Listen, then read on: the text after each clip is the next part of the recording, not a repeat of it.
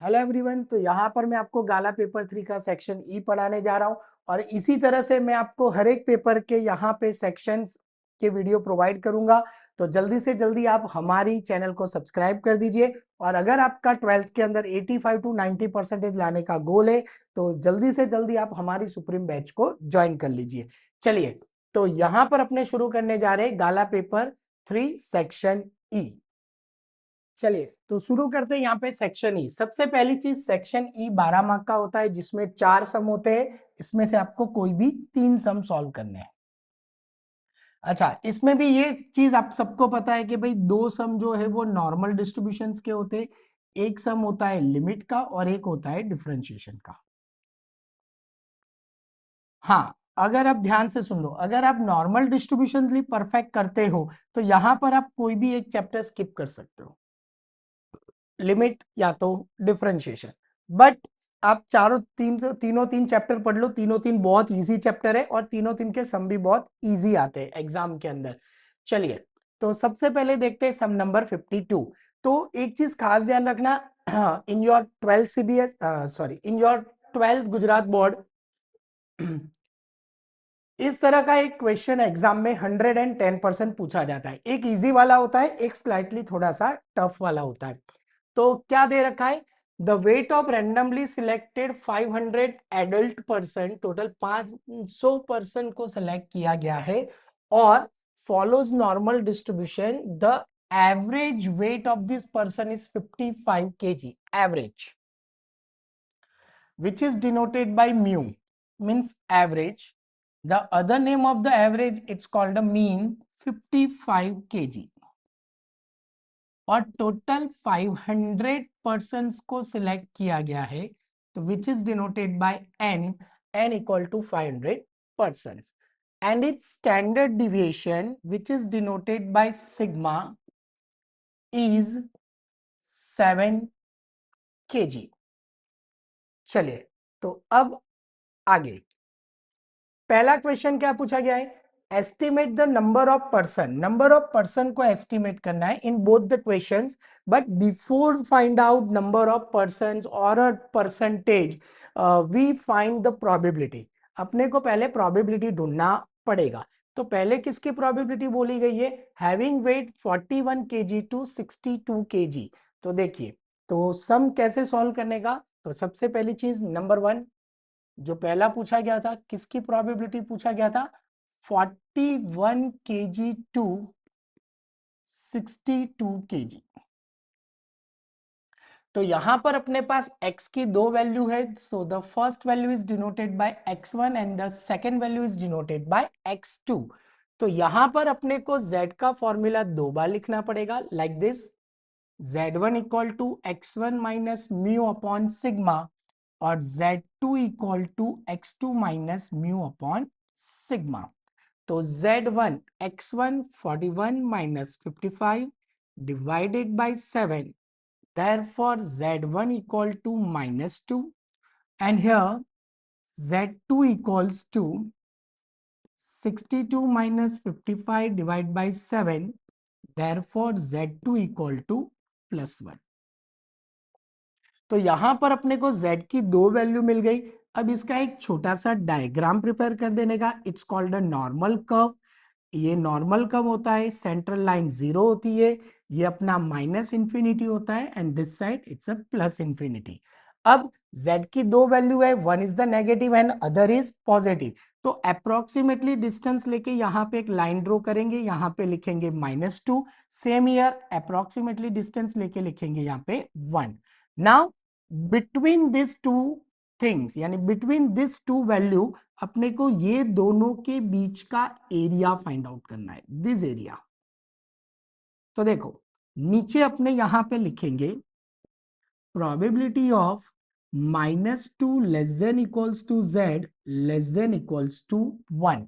Now the condition is, if the one value is negative and the other is positive, it means that the addition between these two area, सो अपने को -2 से 0 तक का area find out करना है and then after 0 to 1, और ये दोनों के एरिया को अपने को ऐड कर देना है। तो अगर आप बुक के अंदर या आपको टेबल वैल्यू अगर आपको दे रखा, आपको दे के ही रखा होगा एग्जाम में, और देंगे 110%, और ना दे तो मांग लेने का, बराबर, और ना बोले कि नहीं देंगे तो थोड़ा गुस्सा भी हो जाने का एग्जाम के अंदर कि भाई क्यों नहीं देंगे, ये तो जरूरी है। हाँ पहले चेक कर लेने का। हाँ अगर पेपर में इसकी वैल्यूज देके रखी है, आंसर डायरेक्टली वैल्यूज में दे ही रखा है, तो फिर टेबल की जरूरत नहीं है। लेकिन अगर वैल्यूज ना दे रखी हो तो फिर टेबल आपको कंपलसरी जो वहां पे सुपरविजन में होता है उनसे मांग लेने का। चलिए, तो आप z का 2 का टेबल देखोगे तो 2 का 0 में z के अंदर टेबल देखोगे तो आंसर आएगा 4772, और यहाँ पे 1 का 0 में देखोगे तो आंसर आएगा 0.3413। अच्छा ये चीज ध्यान रखनी है कि भले ही यहाँ पे माइनस की साइन है, लेकिन अपने को वहां पे तो नंबर जो है वो 2z पॉजिटिव में ही देखना है, और प्रोबेबिलिटी भी जो है उसकी पॉजिटिव में ही लिखनी है, नेगेटिव में लिखनी नहीं है। चलिए, तो ये दो नंबर को अपने ऐड कर देते, 2 + 3 5, 8 1 8, बराबर है। तो 0.8185, 2 + 3 5, 1 + 7 8, 7 + 4 11, 1 4 3 7 8 8, तो 0.8185 ये अपनी प्रोबेबिलिटी आ गई। लेकिन कॉन्सेंट्रेशन क्वेश्चन में अपने को प्रोबेबिलिटी नहीं पूछी है, estimated the number of person पूछा गया है। So this number is multiply with the persons. तो यहां पे अपने ने क्वेश्चन में रीड किया था कि टोटल 500 पर्सन, 500 पर्सन का एक सैंपल सिलेक्ट किया गया है।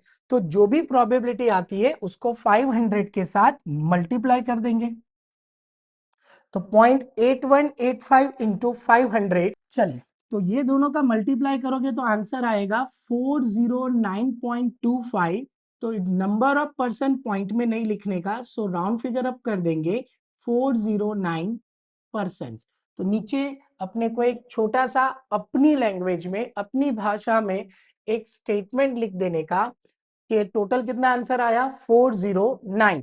तो लिखने का there are 409 persons having weight between 41 kg to 62 kg।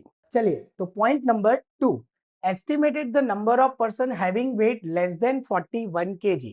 तो देखो ये भी बिल्कुल वैसे ही करना है, बट बट यहां पर अपने को क्या बोला गया है, लेस देन 41 kg, यानी x less than equal to 41 या x लेस देन 41 भी आप लिख सकते हो। तो यहां पे सिंपल x की एक ही वैल्यू है, तो z का formula simple x minus mu upon sigma. So 41 minus 55 divide by 7, तो z इक्वल टू -2। तो सबसे पहली चीज इसका डायग्राम बना देंगे नॉर्मल कर्व,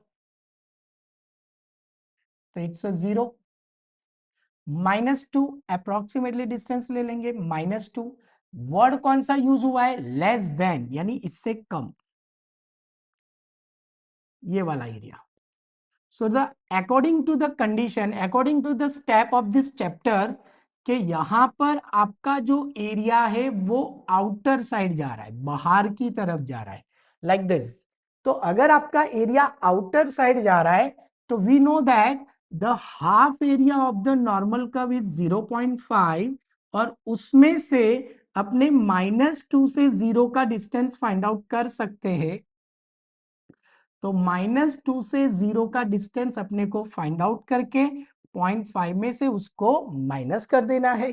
तो -2 का 0 का टेबल था 0.4772। सो द आंसर इज 0.0228, और नंबर ऑफ पर्सन पूछा गया है तो 500 persons। So the answer is, so the answer is 11.4, यानी कि अप्रोक्सीमेटली 11 पर्सन्स। तो यहां पे भी स्टेटमेंट अपने को लिख देने का कि there are 11 person whose weight having less than 41 kg। तो एक इस तरह से बहुत सिंपल सा सम आएगा जिसमें आपको खाली वैल्यू पुटअप करके टेबल देखना है, या तो आपको प्रोबेबिलिटी ढूंढना होगा, या तो परसेंटेज, या तो नंबर ऑफ पर्सन। तो इस तरह से एक सिंपल सा सम एग्जाम में 100 आएगा। अब जो दूसरा वाला सम होगा जो मैंने कहा था वो स्लाइटली टफ होगा, वो मे बी डिसाइल परसेंटाइल वाला हो सकता है, मे बी आपको परसेंटेज देके रखे होंगे, इन शॉर्ट आपको रिवर्स टेबल देखना पड़ता है। तो देखिए यहाँ पे normal variable x has a mean 400, it's a mu, and variance यानी कि sigma square, therefore sigma equals to 30। तो क्या फाइंड आउट करने के लिए बोला है? Fourth decile and 90th percentile. तो देखो बीच में यहां से थोड़ा सा मैं पार्टीशन, चलो नहीं कर रहा हूं, हटा दे रहे हैं। चलो तो आगे बढ़ते हैं। अब मीन जो अपने को पता है म्यू, वेरियांस सिग्मा स्क्वायर 900, तो सिग्मा इक्वल्स टू 30। पहला क्या ढूंढना है? Find the fourth decile. तो लिखने का suppose D4 is to be determined, अपने को D4 फाइंड आउट करना है। फिर लिखने का according to the definition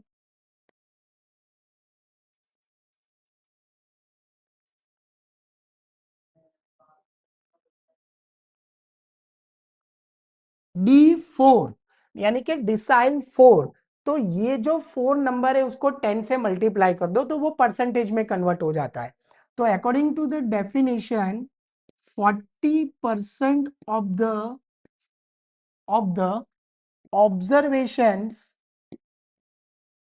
are less than equal to D4। तो इसका मतलब ये हुआ probability of x less than equals to D4 equal to 40%, यानी कि 40/100, इट्स 0.4। अब ये 0.4 यानी ये अपने को प्रोबेबिलिटी दे रखी है। इन शॉर्ट अपने को ये एरिया ऑलरेडी पता है। अब ध्यान से सुनना, एक बहुत ही इंटरेस्टिंग चीज यहां पे बता रहा हूं। अगर फिफ्थ डिसाइल से अगर आपको कोई लेस देन डिसाइल पूछा हो, यानी कि 1 2 3 4 पूछा हो, तो जो आपका ये जो D4 है वो नेगेटिव साइड आएगा, यानी कि इस तरह ब्लाइंड ड्रॉ होगी। It's called a Z1। यहाँ पे Z1 लिखेंगे, आप D4 लिख सकते हो Z1 की जगह पे, यहाँ पे D4 इससे कम लेस देन इक्वल टू यानी दिस वन। अब आपको ये वाला एरिया दे के रखा है, दिस वन, ये एरिया आपको दे रखा है, इट्स 0.4, ये आपका 0.4 है। तो बट ऑब्वियसली ये जो हाफ एरिया है वो 0.5 होता है, तो ये 0.4 है, सो दिस रिमेनिंग इज 0.1। ये कितना हुआ? 0.1, बराबर। तो सम कैसे सॉल्व करना है? तो सबसे पहले तो यहां तक लिख दो।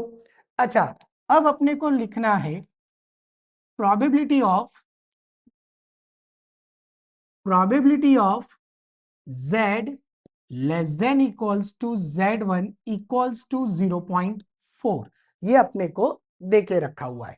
नाउ तो इसका सॉल्यूशन क्या होगा कि भाई अगर एरिया आउटर साइड जा रहा है तो 0.5 में से यहां का डिस्टेंस अपने माइनस करते हैं। तो Z1 less than equals to Z less than equals to 0 equal to 0.4। 0.4 plus है, इस तरफ आएगा तो माइनस, ये माइनस वैल्यू सामने जाएगी तो प्लस। तो 0.5 minus 0.4 equals to probability of Z1 less than equals to Z less than equals to 0। तो आंसर इज 0.1। 0.1 यानी पॉइंट के बाद 4 डिजिट लिख देने के, तो 0.1 यानी 1000। तो अपनी एरिया जो है वो अपने को 1000 मिला, 1000 यानी कि 0.1। तो ये जो 1000 अपने को मिला उसको अपने को टेबल में रिवर्स देखना है, रिवर्स टेबल देखना है। क्योंकि ये अपने को प्रोबेबिलिटी मिल चुकी है, एरिया मिल चुका है, तो वो एरिया किसके अंदर इंक्लूड है वो देखना है। तो आप 1000 टेबल के अंदर वैल्यू देखोगे तो 1000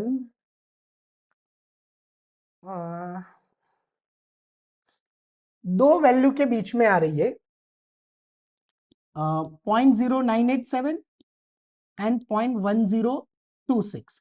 अच्छा समटाइम्स, अच्छा ये दोनों के सामने जो z कॉलम है वो है 0.2, अच्छा इसके ऊपर लिखा है 0.05 एंड 0.06। अच्छा sometimes in the text book वो लोग क्या करते हैं, नियरेस्ट वैल्यू को कंसीडर करते हैं, नियरेस्ट वैल्यू, यानी कि 1000 किसके नजदीक है, बोले 1026 के नियरेस्ट है या 987, तो बोले 987 के नियरेस्ट है। तो वो लोग क्या कंसीडर करते हैं, ये दोनों को प्लस कर देते हैं, यानी कि 0.25 कंसीडर कर लेते हैं। इट्स ओके, कोई इतना आंसर में बहुत फर्क पड़ने वाला नहीं है, बरोबर। बट हो सके तो अपने को क्या करने का, एवरेज ले लेने का, एवरेज। तो it's a 0.25 and it's a 0.26, तो दोनों का एवरेज, तो इट्स अ 0.255। तो यहां पर Z1 की वैल्यू आएगी 0.255। बट द कॉन्सेंट्रेशन जो मैंने आपको एडवांस में ही समझाया कि भाई अगर आप D5 से कम डिसाइल ढूंढ रहे हो तो this Z value it's a negative side, वो माइनस की तरफ होता है, तो अपने को इसके आगे माइनस लगा देना है। तो Z1 अपना हुआ -0.255। नाउ Z का formula x minus mu upon sigma, -0.255, x की जगह पे लिखेंगे D4 minus mu 400 upon 30, cross multiply 0.255 into 30, answer is -7.65 equal to D4 -400। -400 इस तरफ आएगा तो प्लस हो जाएगा। So the final answer is D4 equal to 392.35। It's our fourth decile. अब आगे क्या ढूंढना है, 90th परसेंटाइल। तो सेम स्टेटमेंट लिखने का, सेम लाइक दिस, कि सपोज D4 की जगह पे वहां पे अपने क्या लिखेंगे, P90 is to be determined and according to the definition of, यहां पे तो परसेंटाइल में सीधा परसेंटेज ही लगा देने का। तो 90% of the observations are less than equal to P90। तो यहां पर अपने इस तरह से लिखेंगे, probability of x less than equals to P90 equals to 90%, यानी कि 0.9। तो सबसे पहली चीज इसका डायग्राम कैसे बनेगा, इट्स 0। अभी जैसे मैंने आगे आपको बताया कि भाई अगर फिफ्थ डिसाइल से कम वैल्यू है तो वो नेगेटिव साइड आती है, सेम इज अगर P50 से कम होता है तो नेगेटिव साइड, लेकिन P50 से बड़ा होता है तो वो पॉजिटिव साइड आता है। तो 90 इज अ ग्रेटर देन 50, तो यहां पर अप्रोक्सीमेटली डिस्टेंस ले लेंगे, it's a P90 less than equal to, यानी ये पूरा।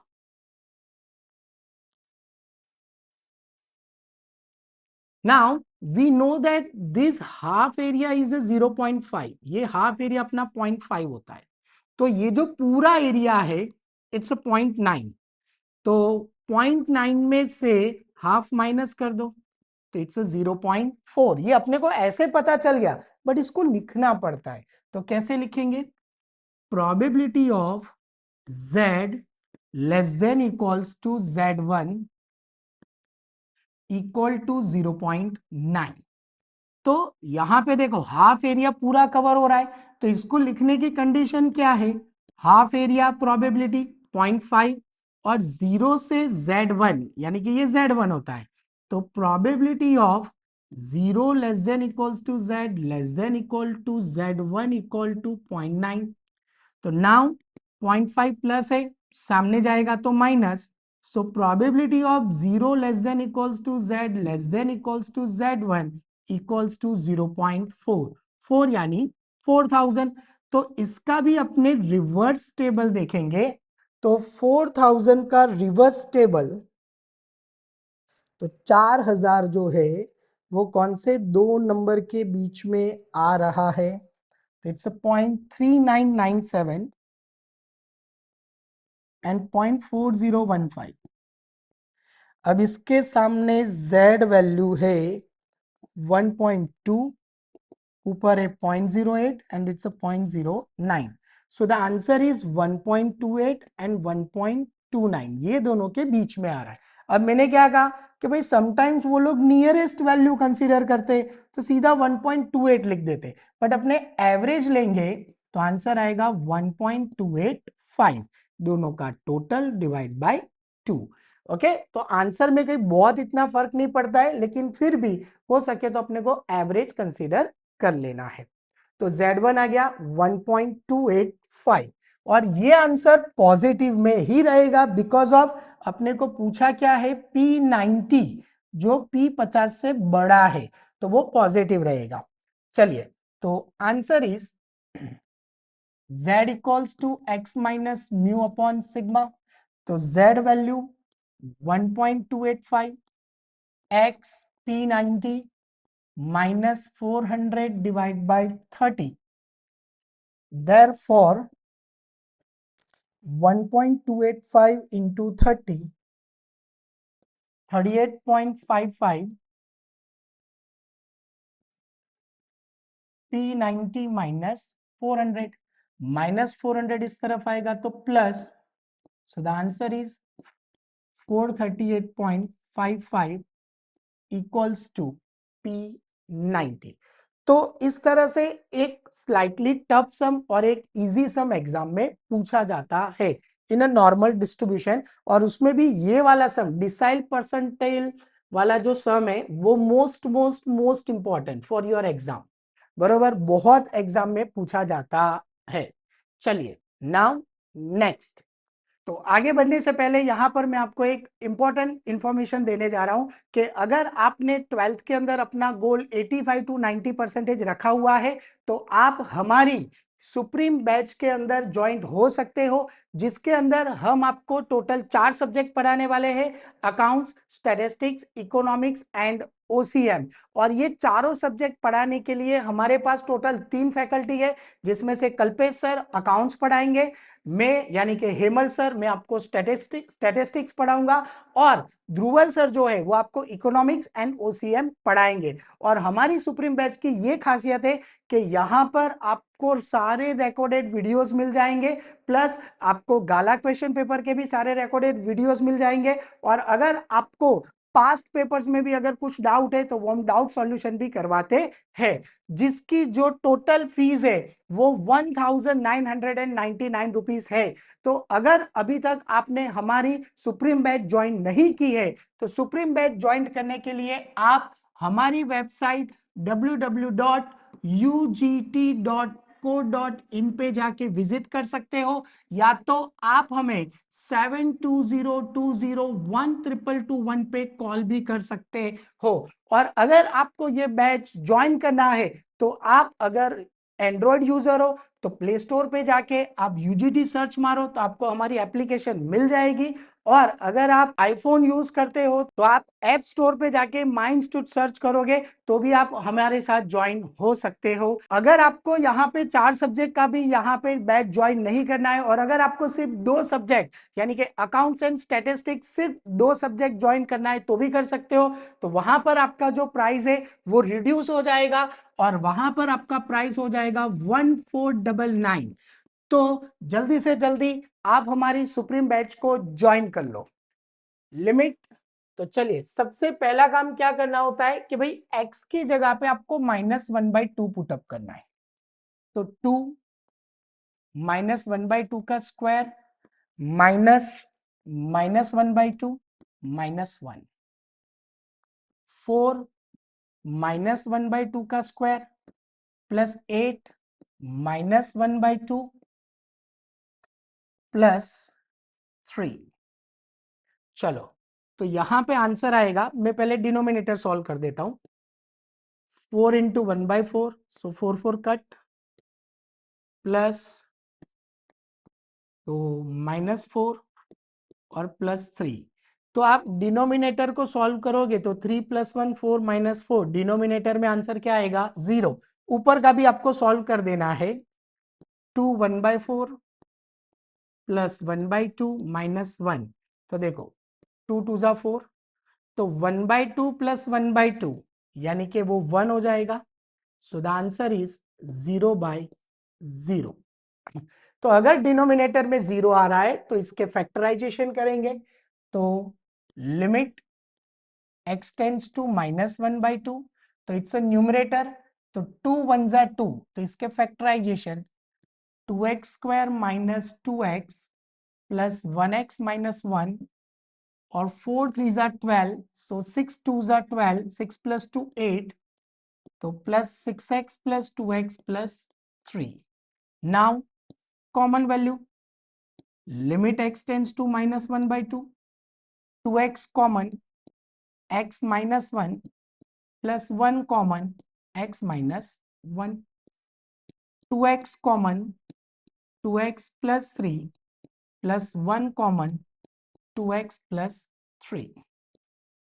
सो limit x tends to -1/2, x -1, 2x plus 1, 2x plus 3, 2x plus 1, it's cancel.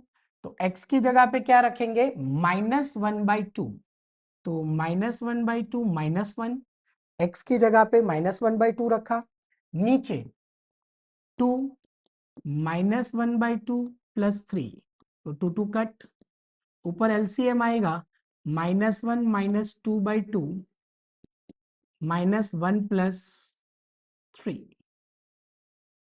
चलो, तो -3/2 -3/2 और नीचे अपॉन में आएगा 2, तो 2 नीचे आ जाएगा। So the final answer is -3/4। तो लिमिट के अंदर मेन 3 तरह के सम एग्जाम में पूछे जाते हैं, फैक्टर, रूट एंड फंक्शन। उसमें भी ज्यादातर सम रूट वाले होते हैं और फैक्टर वाले होते हैं। फंक्शन वाले सम पूछे जाने के चांसेस बहुत कम है, पर ऐसा नहीं कि वो नहीं आ सकते, आ सकते हैं। चलिए नाउ नेक्स्ट, तो 55, if the production cost function which is denoted by C और revenue function which is denoted by R, profit function ढूंढना है। तो प्रॉफिट फंक्शन का फॉर्मूला है बहुत सिंपल, R माइनस सी, R यानी 3x माइनस सी, तो माइनस करोगे तो साइन चेंज हो जाएगी, 100 माइनस 0.015 x स्क्वायर, तो it's a profit function. Now, how many units should be produced by the producer by maximum profit? तो maximum profit के लिए आपको कितने यूनिट्स प्रोड्यूस करने हैं वो पूछा गया है। तो अगर मैक्सिमम मिनिमम होता है तो जनरली 5 स्टेप होते हैं, लेकिन आपको सिर्फ यूनिट्स का पूछा गया है तो अपने को 4 स्टेप तक सॉल्व करना है। The first step is differentiation, dp upon dx, so here 3 minus 0 minus 0.03x, तो dp upon dx equal to 3 minus 0.03x, तो ये डिफरेंशिएशन आ गया।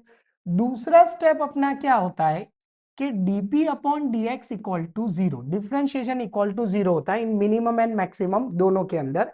तो इसके इक्वल टू में अपने 0 पुटअप करते हैं, 3 minus 0.03x equal to 0, minus value सामने जाएगी, तो 0.03x equal to 0.03 equal to x,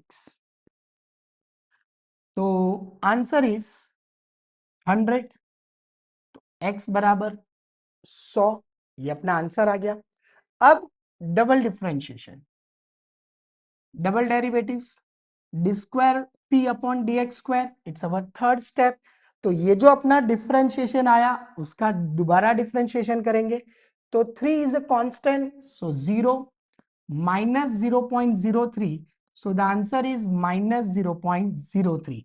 And we can see that d square p upon dx square, it's a less than 0.